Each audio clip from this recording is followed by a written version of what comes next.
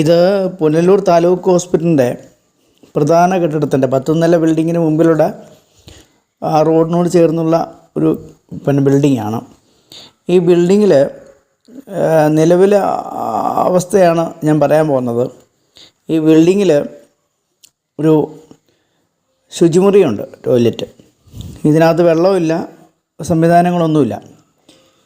ഈ ബിൽഡിങ്ങിലാണ് നമ്മുടെ പുതിയ aid post, police aid post, അതുപോലെ തന്നെ അവിടുത്തെ സെക്യൂരിറ്റി ജീവനക്കാർ വിശ്രമിക്കുന്ന സ്ഥലം, പിന്നെ അതുപോലെ തന്നെ കരാർ ജീവനക്കാർ അവരും വിശ്രമിക്കുന്ന സ്ഥലം, ഇങ്ങനെയൊക്കെയുള്ള സ്ഥലമാണ്. ഇവിടെ പക്ഷേ ഒരു ശുചിമുറിയുണ്ട്, അതിനകത്ത് വെള്ളമില്ല, അത് ഉപയോഗിക്കാൻ പറ്റാത്ത അവസ്ഥ, വളരെ നാറിയ അവസ്ഥയാണ്. ഇത് ശരിയാക്കി കൊടുക്കുന്നതിന് വലിയ ബുദ്ധിമുട്ടൊന്നുമില്ല. അധികാരികളത് വേണ്ടുന്ന തരത്തിൽ ഗവനിക്കുന്നില്ല എന്നുള്ളതാണ് യാഥാർത്ഥ്യം. ഇവർക്ക് എന്തെങ്കിലും ഇപ്പം പിങ്ക് പോലീസ് തന്നെ ഇവിടെ ഈ എയ്ഡ് പോസ്റ്റിൽ ഉണ്ട്.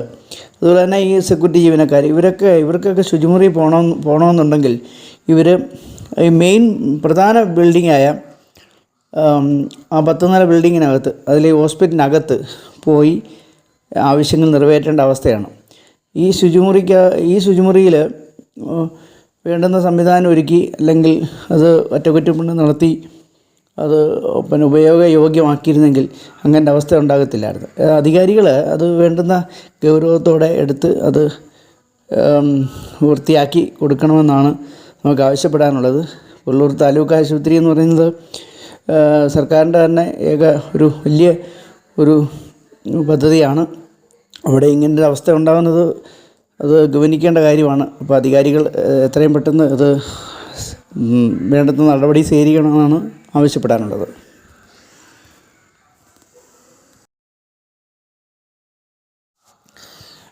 ഇത് പിങ്ക് പോലീസൊക്കെ വനിതാ ജീവനക്കാർ ആയിട്ടുള്ളവർ ഒക്കെയുണ്ട്.